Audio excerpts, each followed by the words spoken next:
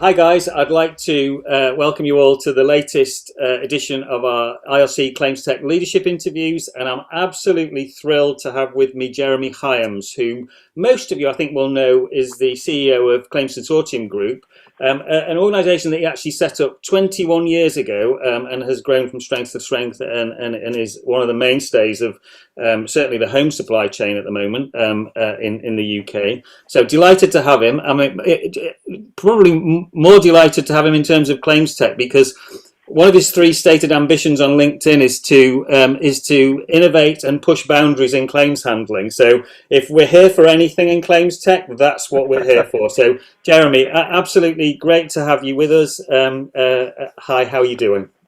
Yeah, really good, and really delighted to be here. Thanks for having me and spending some time listening to me.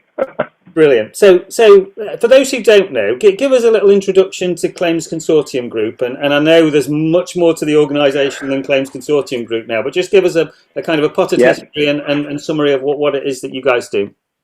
Yeah, so you're right, sort of 20 odd years ago, we set up as a limited company, but before that, many people may not know, it actually formed 1991. Trash Busters was the original sole trading name, and it was me, a tipper truck, and literally cleaning repossessed properties and clearing the rubbish. And that was the founding, right? That was the seed. You know, I felt like I was innovating with technology there because I had a fax machine and my dad at work didn't have one. I had a fax machine, a typewriter, and a mobile phone. And it started from there, right? And then in 1996, we formed a limited company, which was back then Property Consortium, and is now the longest established building repair network in the industry.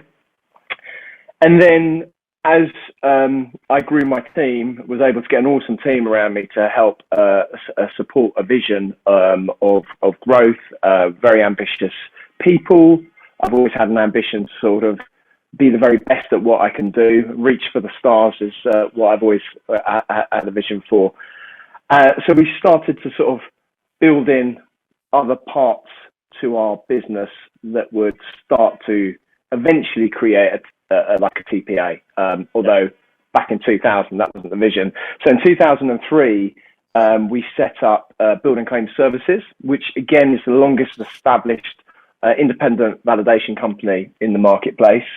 And then throughout that we would put on underground services, some liability, some third-party property damage, adjusting.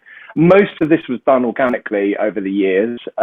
But in the last couple of years, probably the last 3 years, we've kind of dipped into a war chest that we've built up over the last 30 years. And we sort of self-funded some acquisitions, some strategic acquisitions into the adjusting world. As you may know, that we acquired Stream Adjusting a couple of years ago, and obviously Synergy that we'll talk about. So, you know, but there's been various different things en route. So where we are today, from a sole trader, 300 people, very much in the TPA space, very much adjuster space and small claims space, and with a ambition and a vision to challenge the status quo and do things differently. Wow. That sounds great, and you know, it's been really, even in my time looking at home claims, it's been really interesting to see you fill those gaps in the TPA space, so that you can be that one-stop shop. I'm really interested to see, really interested to see that proposition develop, and I'm sure it will continue to develop. I guess this is claims tech, and I guess what caused me to sort of contact, just to hook up about claims tech was the acquisition of Synergy. Sorry, the creation of Synergy. Give us a little background about Synergy and what they do. So, you know, so when we've always had great technology to process claims, we built it in-house. And in 2011, I had a great idea. That's when we built Track My Claim, right? That's when we launched it, and I had a great idea. With me and my great ambition, I was like, 2012, we're going to become a software company, right? Yeah. And we literally, I would say, fast forward, having invested a lot of money, lost a lot of people, spent a lot of money unnecessarily. We kind of 10 years later, which is out of my target, we've become a software company, right? Yeah. We have a software division, and it's not been an easy road, but turning a great IT department into a software business was a lot harder, a lot more challenging than I thought, but sort of grit and determination. But the escalation, we had kind of everything had aligned at the same time. So we hit the pandemic, we hit lockdown, and on our roadmap was building a SaaS product, a claims platform that didn't exist out there in the marketplace, a claims platform that was able to link, an underwriter to a tradesperson, to really challenge the existing processes that haven't been able to really change much when you compare it to other outside industries. So we're kind of very top heavy in claims handling businesses and top heavy in the way we manage claims. So at the time of COVID, we had the perfect team in our technology department, and we had the will, because we went into survival mode, right? We went into lockdown, and the first few months, the claims dried up. It was all fine afterwards, but at that time, we didn't know how many claims we would get. And I said to my team, we've just got to assume that this lockdown is going to be for a couple of years, and we ain't getting any more work. So we need to survive, right? So what are we going to do? So literally, we were able to lock half a dozen of our tech guys, our developers, into a room for a year and a half, and literally didn't do anything else. So it was just 6 of them, and they literally did nothing else. And at the same time, this was facilitated by the fact that we had some really phenomenal collaborative talks with the AA, Gary Barker and his team. Great guy, fantastic team. And we had done an RFI to become their outsourced TPA. Concurrently, we weren't aware they'd also done an RFI for software vendors. And at the end of it, Gary's like, look, Jeremy, I need to be honest with you.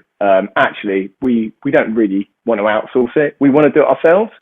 And we know what you've got internally, and your vision for the future about what technology should be, and that you've put in your RFI, is exactly what we want. And none of the other software vendors were able to provide that. Actually, have you got an appetite to do this with us? And we literally, it was incredible, right? So this product has been built in collaboration with the AA, right? Just had their input in terms of really what insurers need out of this, what makes it a unique system for an insurer. And you know what? Not one of my guys have left their house. We've not once met the guys at the AA, right? Yeah. But this has been completely born from lockdown, right? And I don't think it would have been possible otherwise, because to be able to engage with an insurer at such a deep level on a daily basis, right? No one would have done that on by video. So yeah, I've probably not answered your question, but that's kind of the birth of Synergy, right? Yeah. So it's effectively it's a claims handling solution. But I mean, I think one of the interesting things that we will evolve towards is kind of that merging of the methodology and the tools we use to handle claims, and it's always been a system and people, hasn't it? But actually, these things are going to integrate. So actually, it will be a solution that involves systems and people. So TPAs will really need to be right on top of their software game. Otherwise, as that becomes more influential, they will lose ground, both in motor and home. So it's a really interesting development of a TPA proposition and what matters in a TPA proposition, isn't it? Yeah, no, absolutely. And I think we like to say, look, what we're developing here is a system with augmented intelligence, right? So it's got automation, right? It's got some AI, it's got some machine learning, but actually it's driven by human decision. It's driven by people. So this is not an AI proposition. We'd like to say it's like more of an augmented intelligence proposition, and it enables to do things that are just obvious and smart that haven't been possible beforehand, and are also taken for granted. It's almost like what we've built is not really a great big deal if you took it outside of the industry. and you served it in another industry, right? So you've got the ability for customers to kind of like automate and self-serve, right? And you've got the ability for insurers to automate and self-serve. Yeah. And actually, is that a really big deal? Probably not in the great scheme of things, right? But I feel it's a bit of a first or a bit of a game changer in this industry. Bring it to life. Bring it to life for me a little bit. So give me an example of a claim that would be handled within this solution, and how Yeah. it would vary significantly in terms of the outcomes for me if I was a claimant. So bring it to life and describe how it would work to create better outcomes for me. Okay, so there are several different options, and let's go for one of them now. Now, what we haven't discussed at any point is our acquisition of WeatherNet, right? But let's bring that into the equation, because WeatherNet was a strategic acquisition for us because it was about data, right? So it was about WeatherNet is a data and insight business that happens to peddle weather data, right? So the other thing that we understood was the art of the possible with what we could see with WeatherNet, and what we've been able to do is bring that along to the next stage. So WeatherNet basically has 65,000 data points across the UK that it's collecting data at, and this is new. This has never been happened before. WeatherNet never had this in its previous life, right? So we now have phenomenal amount of accurate data where we can look at a claim and say, actually, it's now within sort of 250 meters. But that's the furthest away it's ever going to be from a data point. So what we're talking about now, you put that into synergy, and for the most simplest thing, you've got a customer who can log on to their own email, like with an email, put in their own claim, and with behind the scenes, you set whatever you want to set it as an insurer. Yeah, you're able to go, right, okay, well, actually, this didn't match the wind speed, and you've got that accurate data now, so you can automatically decline a claim. Or you can start to say, right, okay, well, it's hit this amount, so we're going to understand that claim is worth X, so we can automatically play that. And you can play with the parameters as much as you want, and the more data that it has, and more claims data that an insurer can give it, the more intelligent it becomes, right? And that's what I mean about augmented intelligence, right? There's a lot of human decision, but there's also a lot of automation. And that's a really good example about how that would be great for a customer. Not necessary now, right? But if you look at a 1 in 40 event in 1987, you've got a catastrophic event, okay, you could literally have hundreds of thousands of claims self-serving in minutes going through the system with an output, okay? So we think that's significant, right? We think that's really significant. So that's one way of making it really easy for a customer. But for example, for an insurer, well, look, a lot of the other systems, you've got a lot of different platforms, and you've got lots of versions of truth of data, okay? You've got data with this platform over here, and it's integrated with this platform over here. This is one version of the truth. So you've got one platform where you've got the policy feed through to the people on the ground, the surveyors, the adjusters, and they're all interlinked to the same system, right? So here's the thing: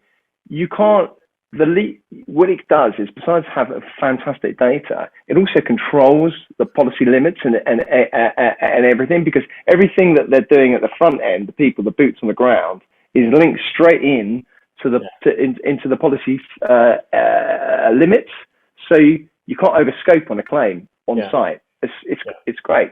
One version, one accessible version of the truth. Yeah. And I will be quiet in a minute. But the other thing is that it allows a claims handler, whether it's a claims handler, an insurer, or a claims handler, a TPA, it allows them basically to have complete access to everything, so they can see everything on the ground.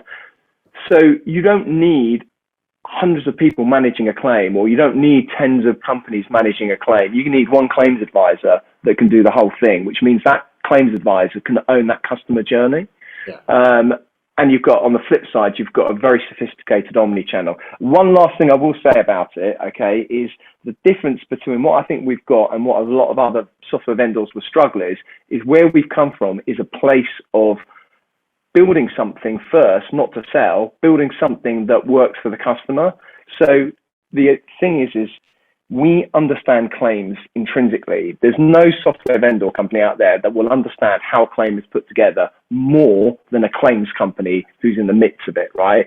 So the intrinsic subtleties we know, put into the Gantt chart, put into the work chart, understand the flow, understand how suppliers speak to suppliers, the impact on the customer. And that is all inherent to us. The only thing that we were missing truly was what does an insurer really need and want, right? Which is what software vendors are very good at because they have that time. And that was the bit that we got with the AA. So, you know, and the other thing is, right, and I will be quiet, I know I talk a lot, right? We've not got you up here to be quiet, Jeremy. This is classic Hyams. This is what we want. You know what? This is not built on a legacy system, right? This is built today in a very, very kind of agile way. You know, it's cloud-based.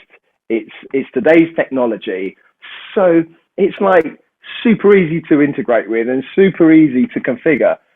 It's a game changer. It's very exciting. And most importantly, the software is independent to the suppliers. It's not that, you know, this was very important to me, which is why we set up our own separate branding, which is why Synergy is the sponsor, right? I don't want people to think that having Synergy, you need our supply chain, right? It's completely, it's not about that at all. This is a SaaS product that works with either TPAs or insurers' own supply chains. Yeah. Brilliant. Now, I think they're really interesting. There's lots of interesting stuff comes out of that, but one of the really fundamental things that comes out of that is actually, you know, how the claims market is going to evolve in the next 12 months, 36 months, 5 years, 10 years, and that kind of the boundaries between software solutions and TPA solutions are going to become much more blurred because processes will become more automated, whether through augmented reality or artificial intelligence. But at the end of the day, it's all about outcomes. And I love the idea of. I really love the idea, having been through the 1987 storms and been director of supply chain in DLG in 2007 or 8.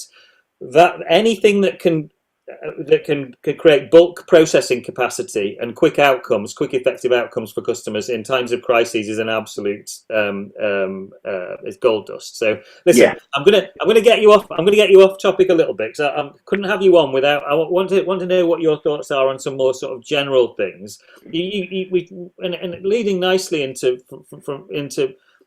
what kind of people do you think will be recruiting us? What will a good claims handler look like in 3, 5, 10 years time? Because the world is changing and the skill sets are going to evolve. Where do you sit? No, that's a really good question. So claims handling is evolving, and the claims handling aspect is you still need good old-fashioned claims handling. In fact, you need good old-fashioned claims handling more now with emerging technology than you ever did, because all technology does, is it kind of gives you it facilitates exactly the service you give, right? So technology will just show you up to who you are or what you are. So if you offer really poor service, great technology will just amplify that. You're really bad. If you offer a really great service, then technology will amplify that and show you really good. So having good traditional claims handling experience is very important, specifically with the more complex claims. But I think to add to that, one of the things that I would expect to start to see is actually not just claims handling, but a bit going down a data analyst as well. So, when I think about how we started to, and it's not quite claims handling, but the shift that we've had in our business significantly about how we manage our supply chains with my CCG hat on, not the Synergy hat on, and how that's impacting our claims department is what we're looking at doing now is the data that we've got is really rich. And actually we're starting to manage our supply chains. And as a result of that, some of the claims, a lot more by the data that we're getting rather than individual, one-to-one. I mean, that one-to-one is really important, right? But it's the data that's facilitating that. So I see very much sort of, that data analyst skill coming into the equation of a hybrid of a claims handler. That's kind of, without really thinking about it, that's my starters for 10 anyway. Yeah, you talked about being data led, and definitely that's a massive emerging capability and trend. There's a school of thought that says all of this data is going to mean that we won't have any claims in the future because actually it'll all be prevented. And where do you see the supply? Do you see supply chain evolving into supporting preventing claims rather than solving them, or do you think we'll always have to focus on solving the problems? I think it's a mixture of both, right? I think the I think that with the amount of data that's out there at the moment, not necessarily the data that we've got, but the amount of data that's out there, the one thing that I'm learning now, we've bought a data business and we've got some pretty quirky, funky guys that are they're pretty awesome at what they do, and just hang out with them. The thing that I'm learning, and it may be really obvious, right, is you've got one set of data. What happens when you start mixing it with other sets of data? What does that create, right? And it's really fascinating, and it's a journey that I'm learning, right? And I'm on it, and I'm really excited. But there are a huge amount of things that I think that you will be able to add in prevention, but there's lots of boundaries, right? There's lots of things in the way, and how you get over some of those things, is like, well, actually, how you start innovating around preventing claims is by empowering claims companies to do that. So here's the thing, and I'm making this up as I go along a bit, right? But as a business, we've really innovated, I believe, in trying to sort of deal with the claims market. But if we did our pricing differently, right, and we had a deal with an insurer where we said, you know what, we're not going to charge you per claim anymore. We're going to charge you per policy, right? So I'm going to charge you X per policy. All of a sudden now, right, as a claims expert, and I'm getting X per policy, it's now within my interest to make sure that this insurer, right, has the best data fed back to their underwriters so they can write better business, right? And we keep claims to claims cost an absolute minimum. So I think it will evolve and it will change. I think supply chains, my competitors and supply chains that will start doing things like that, where we will be able to get involved and drive innovation that way. But there's a bit of a journey with that. Yeah. But there'll always be need for claims businesses because there will always be claims, right? That shape and change, it will just change. And what we're doing through Synergy is also changing, right? So some of the other software vendor companies have been very good at disrupting the small claims market. We've seen it. I've been aware of it for a while. You probably know who they are. I'm not going to give them the airtime. They probably know who they are as well. But we've seen them come in, and those claims haven't disappeared. They've just been handled in a very different way, in a very smart way. And I've been inspired by that because I think there's a step further in terms of what I've just said about, well, actually, why are insurers going through a process of pressing a button when actually, if the end result always results in you paying a claim or you declining a claim, why don't you just have it so if you've got all the data that sits behind it, that the customer does it. There's a journey to that, and it's not as black and white. So the way we process claims will change, and the type of claims we get will change. But you're always going to need claims. Yeah, and Joe, I think the other evolution is that I think that there are new emerging significant players in the market who have different expectations of claims than perhaps the traditional behemoths of we look at the likes of Hero or Hippo or Lemonade or and they set a completely different time frame. What do you think about that kind of emerging new style of insurer? What's your views on that? So we deal with a really interesting company called GoShore Social, and that's kind of exactly what you've said. It's kind of a very exciting new area where their views on claims and how they handle it are probably slightly different because they've got no legacy, right? And I think not having that legacy, not having that legacy system even, right, is all part of it. And interestingly, if you go back to the AA, right, what's interesting for the AA, they're not new players, but they have no legacy, right? They never had a claim system, right? So actually, they're starting from fresh. So it allows them to go into the market with what I want is the vision of the future, not to be constrained by kind of legacy systems. So, yeah. Yeah, no, do you know, very interesting. The first interview we did in this series with Christine Matthews from Bought by Many, the claims director of Bought by Many, the pet insurer, who continue to disrupt. And actually, one of the things we talked about was that it was so much easier for them because they are clever, they are smart, they're wonderfully imaginative, but they've got no legacy. They've they've no compromises. So completely get that. Listen, one last thing. It's been great fun. We need to do this again. Through all of the last 2 years, or even beyond, we're always looking outside to see where we're getting our inspiration from in terms of proposition and experience. Where have you seen outside the insurance industry that's really blown you away and thought, God, we could do with being more like that? Right. So if I can answer that just briefly, there are kind of three different sections: people, companies that I've been inspired by. Right. So there's a guy called Ben Francis who set up Gymshark at 19, right? And at 29, right, he borrowed his mum's sewing machine. At 29, his company's valued, being floated for $1 billion, right? The inspiration around that, the technology around that is less technology and more how he's used his social media accounts to the maximum degree. He has got to that point through a lot of hard work, etc., etc. It's the social media, his marketing, which has been truly inspirational. And he's a really humble guy, and I follow him on LinkedIn, and he does these amazing things. So it's a truly inspiring story. I then am inspired by Netflix in terms of their whole story. Then Netflix had the opportunity to be bought by Blockbusters for $50 million, right? Blockbusters refused because Blockbusters made their money from they literally were only in profit because they penalized their customers, right? And they couldn't understand why Netflix weren't doing that, and they thought it was a lost cause, so they didn't decide to buy Netflix. Netflix have come in, disrupted the marketplace by offering a phenomenal subscription model, which is kind of what I've been inspired to do.